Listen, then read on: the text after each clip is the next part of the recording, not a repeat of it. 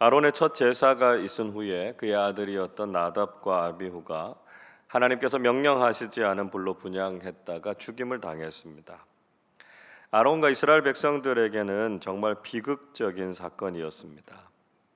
모세를 통해서 제사의 규례를 받은 이후에 이스라엘 백성들은 하나님께서 주실 복을 기대하고 있었을 것입니다.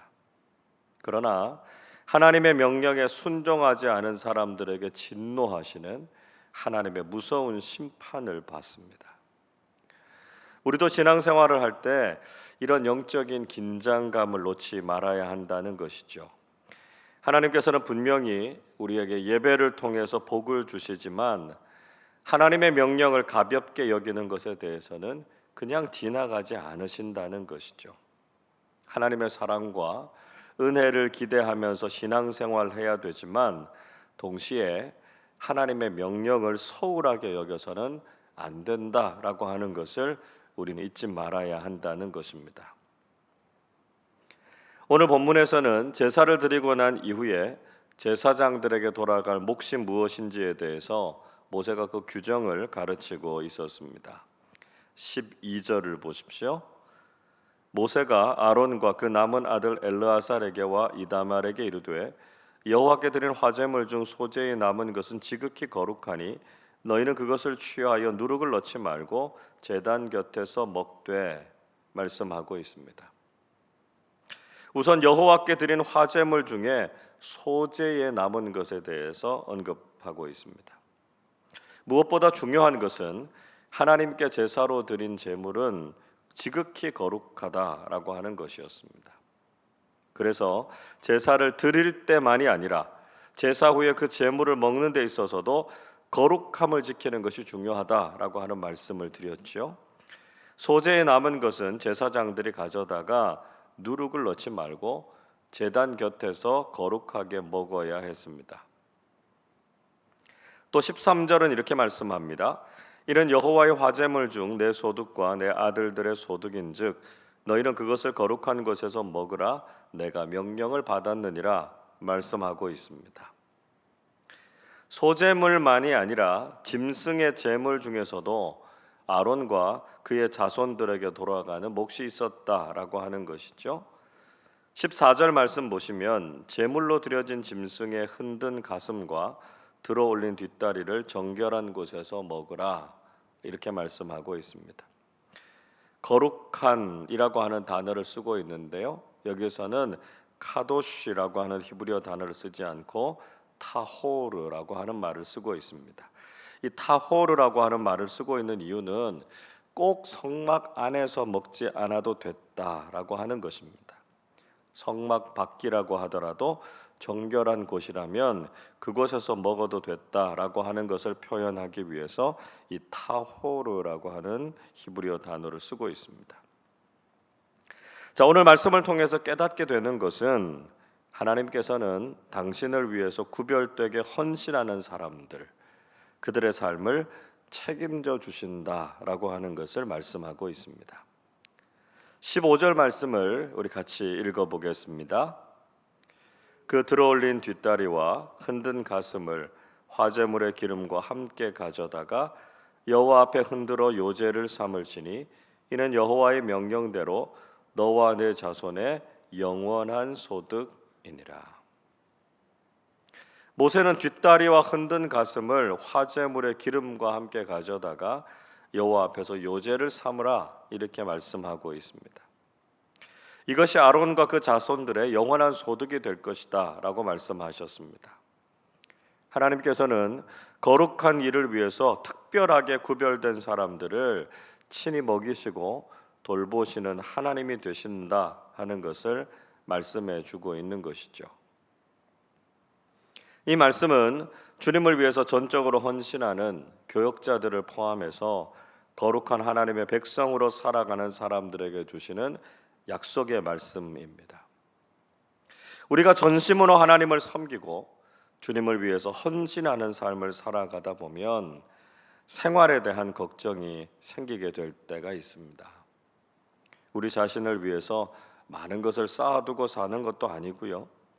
또 주님을 위해서라면 아낌없이 드리는 삶을 살게 되지 않습니까? 우리가 이렇게 주님께 헌신하는 삶을 살아갈 때 하나님께서 우리의 모든 삶을 책임져 주실 것을 약속해 주고 계신 것이죠. 마태복음 6장 33절에서 예수님께서도 이렇게 말씀하십니다. 그런즉 너희는 먼저 그의 나라와 그의 의를 구하라. 그리하면 이 모든 것을 너희에게 더하시리라 말씀하십니다.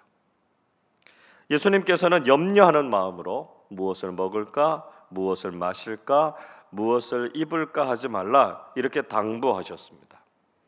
우리가 먼저 하나님 나라와 그 의를 구하기만 하면 우리의 삶의 문제는 하나님께서 책임지시겠다는 것이죠. 먼저 하나님 나라와 하나님의 뜻을 우선순위에 두고 살아가는 믿음의 사람들이 되어야 한다는 것입니다. 그때 우리에게 필요한 모든 것을 더해 주시는 은혜, 우리의 삶에 영원한 소득을 허락해 주시는 하나님의 신실하심을 경험하게 된다 하는 것을 우리에게 약속의 말씀으로 주고 계신다는 것이죠. 자, 그런데 이 규정에 대해서 모세가 가르치고 난 이후에 또 하나의 사건이 일어나게 됐습니다. 아론의 아들들이 죽은 후에 모세는 혹시 또 아론과 남은 아들들이 하나님의 규례와 명령을 어기지 않는지 염려하는 마음이 생겼습니다. 자, 그래서 16절을 보시면 모세가 속죄제를 드린 염소를 찾았다 이렇게 말씀하고 있습니다.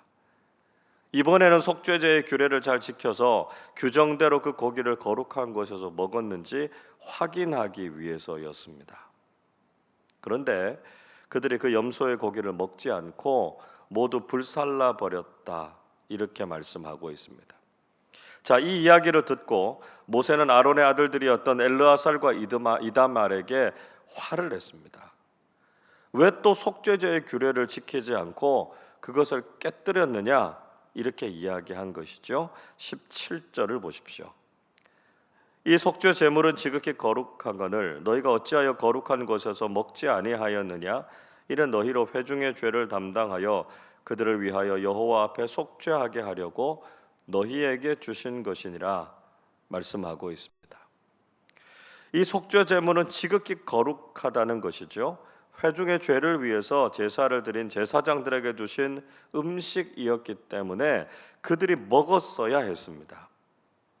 하나님께 드리는 제사는 그 과정만이 아니라 그 제물을 처리하거나 먹는 과정까지 모두 완전하게 돼야만 하나님께서 기뻐 받으시는 제사가 될 수 있다는 것이죠. 그래서 속죄제의 규정을 어긴 것에 대해서 모세가 아론의 아들들에게 화를 냈던 것이었습니다. 다른 향을 분향했다가 나답과 아비후가 죽은 지 얼마나 됐다고 또 제사의 규례를 어기고 하나님께 죄를 짓느냐 이렇게 추궁했던 것이죠. 자, 이 상황을 이해하기 위해서는 우리가 앞에서 나왔던 속죄제의 규정을 다시 한번 살펴볼 필요가 있습니다. 속죄제의 제물을 처리하는 것은 크게 두 가지의 경우로 나눌 수 있었습니다.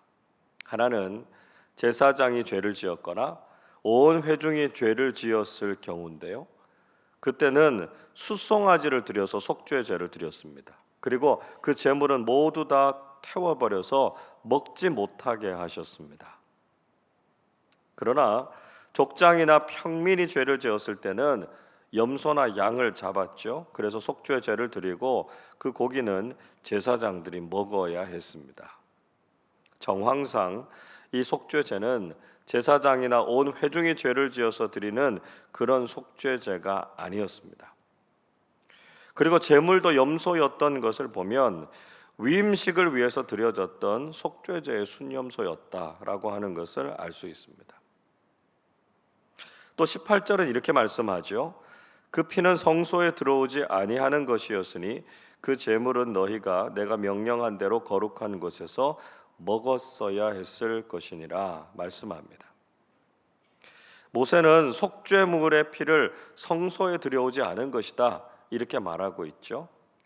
만약에 제사장이나 온 회중의 죄를 지었다면 피를 가지고 와서 성소에 뿌렸습니다. 그러나 족장이나 평민이 죄를 지은 속죄제의 경우는 피를 성소로 가지고 오지 않았고요. 피를 찍어서 그저 번제단에 바르기만 했습니다. 그러니까 이 제사는 일반적인 속죄제에 해당되는 것이었기 때문에 그 속죄 제물을 다 태워버리면 안 되었고요. 제사장들이 그 고기를 먹었어야 했다라고 하는 것이었습니다. 모세의 이런 책망에 대해서 아론은 어떻게 대답하고 있습니까? 19절 보십시오. 아론이 모세에게 이르되 오늘 그들이 그 속죄제와 번제를 여호와께 드렸어도 이런 일이 내게 임하였거늘 오늘 내가 속죄 제물을 먹었더라면 여호와께서 어찌 좋게 여기셨으리요. 아론은 자신의 아들들이 속죄제와 번제를 드렸어도 자신에게 이런 일이 임했다 이렇게 이야기하고 있습니다. 즉 아론은 나답과 아비후가 죽은 일에 대해서 자신의 책임을 통감하고 있었던 것이죠. 그래서 이런 마음으로 속죄제의 제물을 먹었다면 어떻게 하나님께서 좋아하실 수 있으시겠느냐 이렇게 자신의 속마음을 털어놓았습니다. 아론이 제사의 규정을 몰랐다거나 의도적으로 하나님의 명령을 어기려고 한 것이 아니었습니다. 그는 자식들의 잘못에 대해서 아버지로서 또 제사장으로서의 책임감을 깊이 느꼈던 것이죠. 그래서 하나님께 회개하는 마음을 가지고 있었던 것이었습니다. 분명히 하나님께서는 그것이 아론의 죄다 이렇게 지적하시지 않았습니다. 제사장의 죄 때문에 속죄제를 드려야 한다 이렇게 말씀하시지도 않았습니다.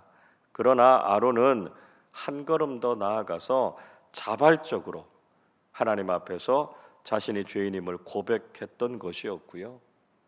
마땅히 누릴 권리까지도 포기하는 모습을 보여주고 있는 것이었습니다. 여러분, 오늘 우리는 아론의 이 마음과 신앙을 마음에 새겨야 합니다. 우리는 하나님께서 주시는 은혜를 누릴 뿐만 아니라 자발적이고 겸손하게 하나님 앞에서 우리 자신을 돌아볼 수 있어야 합니다. 하나님께서는 죄인인 우리를 사랑해 주셨고 의로움과 자격이 없는 우리를 구원해 주셨습니다. 자칫하면 우리가 그 은혜를 잊어버리고 스스로 자신을 높이고 의롭다고 착각하게 될 때가 있습니다. 우리는 늘 겸손하게 자기 자신을 낮출 줄 알아야 하고요. 우리의 모습을 돌아볼 줄 아는 삶을 살아야 한다는 것입니다. 다른 사람들을 탓하거나 자신은 아무런 잘못이나 죄가 없다라고 생각하는 자만심과 교만함을 내려놓아야 한다는 것이죠. 오늘도 하나님 앞에서 죄인인 우리의 모습을 정직하게 고백하고 하나님 보시기에 선하고 정결한 그리스도인으로서는 오늘 하루 우리 모두의 삶이 되시기를 주님의 이름으로 축원합니다. 기도하겠습니다. 우리에게 한량없는 긍휼과 은혜를 베풀어 주시는 하나님 아버지, 감사와 찬양을 올려드립니다. 부족하고 연약한 우리들이지만 하나님을 위해서 헌신하고 충성하는 삶을 살아갈 때 우리의 모든 삶을 책임져 주시는 하나님의 신실하신 은혜를 늘 경험하게 해 주시옵소서. 오직 하나님의 나라와 뜻을 구할 때 우리 삶의 모든 필요를 채워주시는 주님의 손길을 경험하게 해 주시옵소서. 저희들이 늘 죄에 대해 민감하게 하시고 하나님 앞에서 자발적이고 겸손하게 죄인임을 고백하면서 살게 해 주옵소서. 다른 사람들을 탓하거나 자신의 의로움을 내세우는 것이 아니라 우리의 책임을 통감하고 늘 회개하는 믿음의 사람들 되게 하여 주옵소서. 그래서 하나님께서 보시기에 선하고 하나님의 마음에 합당한 믿음의 삶을 살게 해 주옵소서. 감사드리며 우리 주님 예수 그리스도의 이름으로 기도하옵나이다. 아멘.